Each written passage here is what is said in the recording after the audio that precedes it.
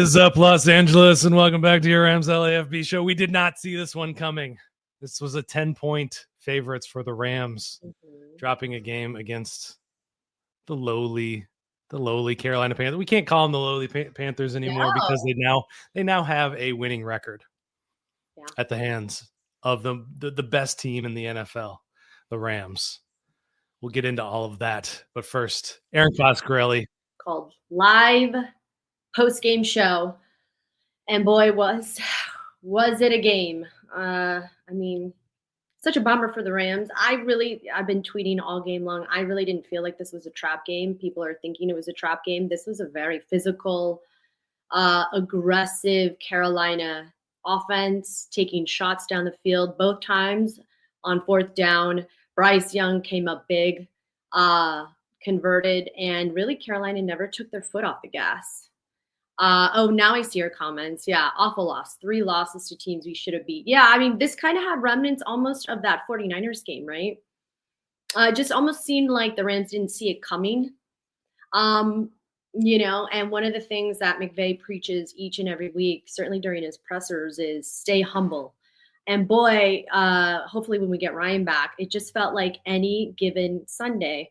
Like this Panthers team was 6-6, but every much a playoff contender. They were aggressive. They were taking amazing shots. 3 turnovers on Matthew Stafford, 2 interceptions, and 3 passes. This guy has been clean for 28 straight touchdown passes. Okay. He hadn't thrown, I don't think, an interception since what? Was it week 3? Right? And coming off that huge game, I mean, it just feels like I think Chris Shula, Matthew Stafford, and Sean McVay are going to go back to the drawing board to kind of figure this one out. But let's go over it, right? Okay, hopefully we'll get Ryan back. Are we still echoing over there? No, I think we're better. We'll see how this goes. Okay, well, I was just, filling people in on how I get it coming into this game. It was a 6-6 team, and people are saying that it's a trap game. But I see this team, if they were to play like that in the playoffs, this is very much a playoff contending team. Taking shots both times on fourth down, Bryce Young coming up big. 3 turnovers on Matthew Stafford, 2 interceptions on 3 passes. This defense, and that, I think we'll go over it. Am I still echoing for you? Nope, you're good. No? Okay, good. I was telling people, what do we talk about every week, Ryan? Any given Sunday. That's how we kind of approach this pregame, that yes, this team sort of feels underestimated, but a 10 a.m. kick, East Coast time, even though the Rams are 4-1 on the road previously, now they're 4-2. You just can't, and that was the other thing. I think I also tweeted this out, and I'm curious to get your take before we really kind of dig into the nuts and bolts of this game. McVay preaches week in and week out, stay humble. And this is a really great example of, the Rams all week long have been in the news cycle, the national media news cycle, as best team in the NFL. I posted, are they the best team in the NFC? And people would write, no, they're the best team in the NFL. So could this be a case of, did this team listen, which is the thing that McVay says week in and week out, do not listen. I do not care who is number 1 in week 13 of the power rankings. Do you think that might have seeped into this team? They may have been listening to outside noise. And that might have been somewhat of a contributed to them coming out sort of like on their back feet, right? Yeah. I mean, you definitely have to take that into consideration. Within the building itself. I mean, you said it first. I mean, when the voice coming from the top, McVay, conveying what you just said, we're worried about Wednesday, we're worried about Thursday, we're worried about Sunday. We're not worried, we're not thinking about these things. Obviously, as a player, as a younger man, so maybe you're reading the tweets and you start believing these things. And I think that they still are in that echelon. I don't think this changes anything about how this team is truly, compared to other teams in the league. I think they are among Well, now I'm saying among. They are the best team in the NFC by the product that they've put on the field.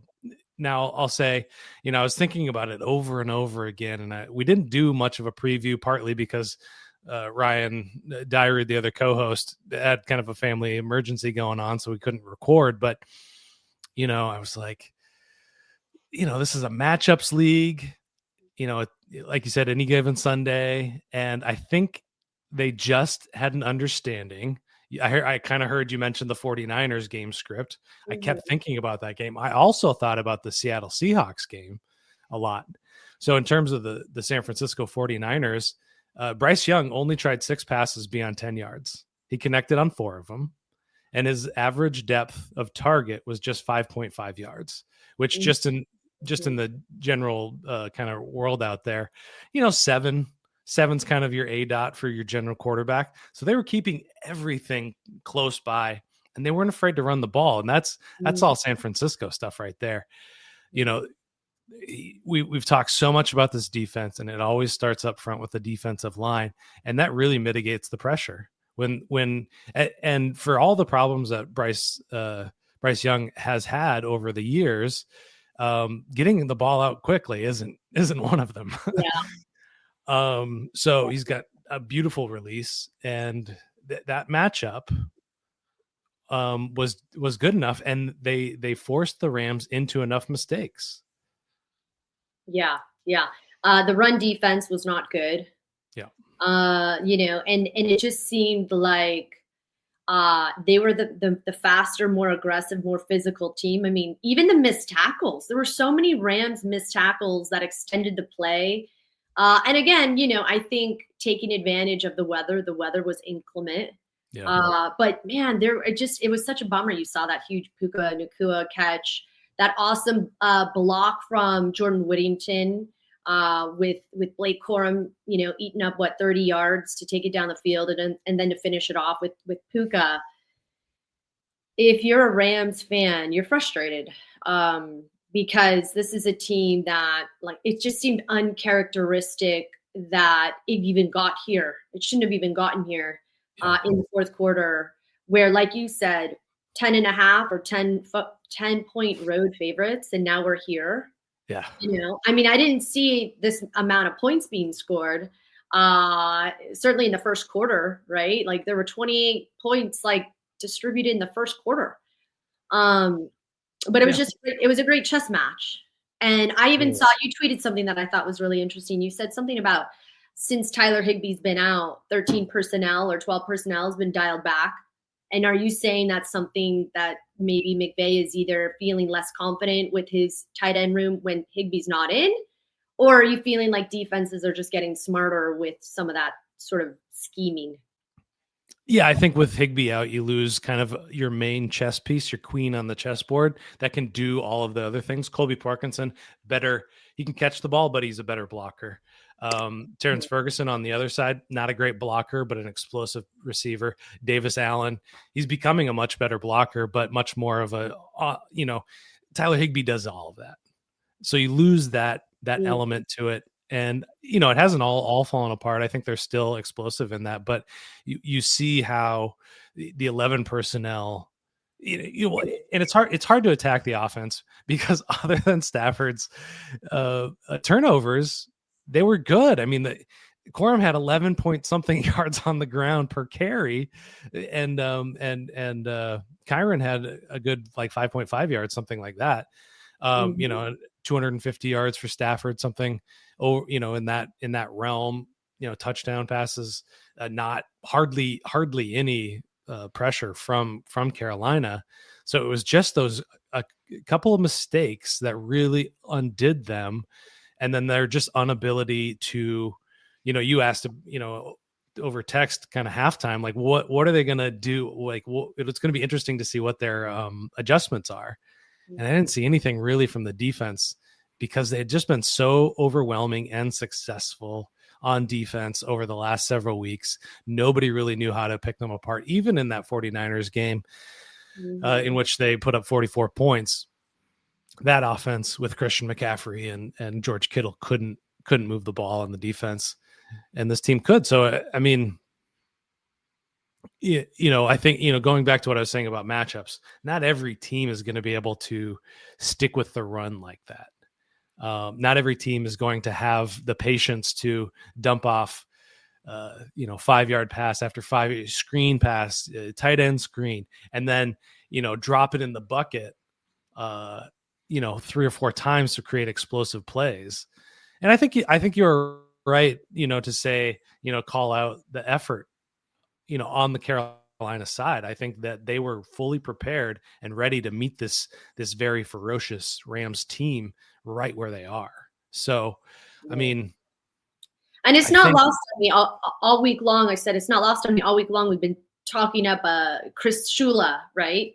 And like you said, how was he going to find a way to respond? And it's interesting that you mentioned the 49ers, because it did have remnants of that. They just couldn't, like, whether he was going to run the ball, that was successful. Then he was going to, hand the ball off. That was successful. And then he was going to take shots on 4th down both times. They were very successful. I don't know. I was at one point, I was like, Dave Canales isn't impressed. Like he was like, I'm going to do this. Mm-hmm. They tried it out a 4th and long, and I was like, are they going to go for this? They ended up punting it, trying to draw them off sides. But I mean, they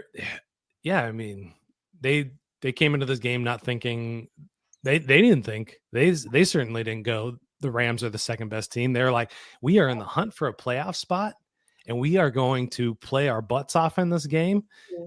And we're gonna see what happens. And even more impressively, they were missing a starting linebacker and 2 defensive backs on their defense as well. So can I say one positive? Yes, I'm gonna say one positive, Rams fans. Here's my positive. If you're gonna take an L and you're gonna really see what you're made of, take it week 13, take it week 14, because they haven't lost a game in what. This is what 16. They were on for what, 8 straight wins? This would have been 8. I think this would have been 7, but would this have been 7? Let me look. Take your L now. Take it now. It's a bummer. It's against an NFC team. But here's a great opportunity to learn from something. Do it now. Learn about, McVay is clever. There's no better coaching staff out there. They're going to figure things out. Who they have next. They have Arizona. They've got a get right game against Arizona, and then they play Seattle. No, then they play the Lions. And then Seattle. Yeah. And then they play Arizona, and then I think they finish the season against Arizona. So take your L now. Yeah, they got a Falcons game in there too. Oh, that's right, Falcons. I think Falcons is the last game. Yeah. Falcons and Cardinals, yeah. No, I agree. And if there was an inkling out there in the Rams locker room of like, we're flying, we're doing great, we're Super Bowl bound, this is a perfect gut check moment to be like, you know what? If you let a team hang around, I posted a meme from the Big Lebowski. I don't know if you know that, if you're familiar. Oh man, we got a live one in here. Dog walked your geriatric. You had 4 or 5 pressures. Calm yourself down. The Big Lebowski meme when he's got the homework and this is what happens and he smashes the car. This is what happens when you let a team hang around. Yeah. Especially with the weather, high variance stuff. Yeah. I mean, yeah. As soon as it started to rain, the heart palpitation started for me. And just you had to assume. I wanted Stafford to come in and this be his MVP, like cherry on the top. Nope. And right from the jump, he had to come back down to earth. Quarterbacks don't throw 2 interceptions in an entire season. There's been no season like that. So he had a good game. Otherwise, I mean, and not only that, whoever wrote McVay failed to run the ball, that's not really even true, honestly. I think they were running the ball really well. Yeah, and also the Rams and the Panthers have almost the identical rushing total, right? 152 out of LA, 164 out of Carolina.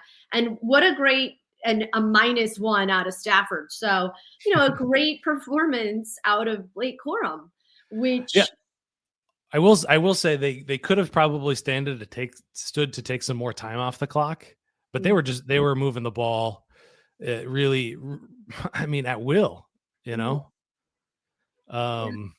It's a bummer. It's a bummer. I think here's my other spin on the optimistic, glass half full. These are the moments that actually define who you really are, right? Yeah. And one of the things that, if you followed the Rams all season long, navigating adversity, navigating uncertainty, navigating stress, McVay says have good stress. This is still a young defense, and one of the things that I also noticed when I was watching the Fox pregame was they were talking a big game up about Emmanuel Forbes. And Forbes did get burned a couple times, so it's like it's just hard. Well, and speaking of run defense, you really felt Quentin Lake not in there today. You felt his absence, I think. And, not to pick on Emmanuel Forbes, but, I think he's listed at 185. I think he's probably about 165. And he got trucked a couple of times trying to stop running backs. I interviewed him this past week at Rams HQ. He's a big guy, but he's long. You know what I mean? He's wide on top, but he's long. And I almost think sometimes when you're not as low to gravity, it is tough to take guys down. And we saw that a few times. Like, he's a big guy, but because he's got so much length, you've got to get real low. Yeah, you're 100% right about that. I brought up the Seattle game and why it reminded me of that. Sam Darnold had a really good game. He turned the ball over. Stafford had a good game. He turned the ball over, and that was the deciding factor in those two games. Not only that, but just talking about aggressiveness, I think that what cost Seattle a win in that game was settling for field goals. And then you get Canales out here again, not showing any reverence or respect for the offense or for the defense, going for it on 4th down 3 of 3 times. And excellent play calling on Canales' part. So I think it's just rough. It's I think I hate the phrase "a win is a win," and I think this loss is a good learning point for not only the team itself, but also the fan base, that this isn't a flawless team. They can be beat. There is a script you can run. Can every team do that? Can every team not get any pressure on Stafford? Going back to that Seattle game, a Mike McDonald defense blitzes at 29, 30 most times in the league, really low. They ratcheted it way up against Stafford. This team, didn't blitz a lot, didn't get a lot of pressure, but just got enough snaps to outlast them, really. So, but even that last, just because I like to put salt in wounds and make myself feel even worse. That last Rams drive, where the delay of game, again, very uncharacteristic of Stafford. Just kind of, and then obviously the strip sack, fumble, and then that really sealed the deal. It almost just felt like the environment was so hostile. It was loud. It seemed really loud. It seemed obviously, rainy, which is why the few times it rains here in LA, it's good to practice in. Sure.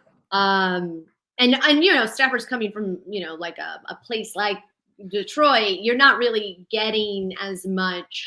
In a dome. Yeah, that's true. Right. I was like, as soon as I said that, I'm like, well, just because it rains in Detroit does not mean it actually rains at their game. But I just feel like that was really a big factor for today. Just the weather, the how loud it was, because those mistakes just didn't they were kind of uncharacteristic of a Stafford. And just to TBD's point here, they need as many learning opportunities as they need. Like, nobody decides that. It's not like they were like, this is a good one to like slow roll this and let them sneak out with a victory. They were trying, they rolled it out. So they needed a little bit more, little bit more teachable, a few more teachable moments from. I think that's a great question. Yeah. I think that's a great question. This question was asked, how many learning points do you need? They didn't learn anything against the Eagles or the Niners. And I think each game was a different lesson. This game in particular, I don't know what your name is, sir, but I like to address people by their name. To me, this game signifies that the Rams have been hyped all week long in the national media. And I remember when I worked with Jesse Palmer, who used to play, Jesse Palmer, he used to, so he's been on very highly, touted winning teams. And he told me, he said that the biggest lesson he ever learned in football was, and I can't remember who the quarterback was. It was somebody. It wasn't Eli who he played with. And anyways, it was somebody in college, and they won a huge game, this quarterback. And he went up to the quarterback and he's like, yo, why aren't you like happy? He said, I don't want to get too high and I don't want to get too low, and it's almost like you have to have sort of ice in your veins when you play in the NFL, because the national media, this is the most popular sport in the country.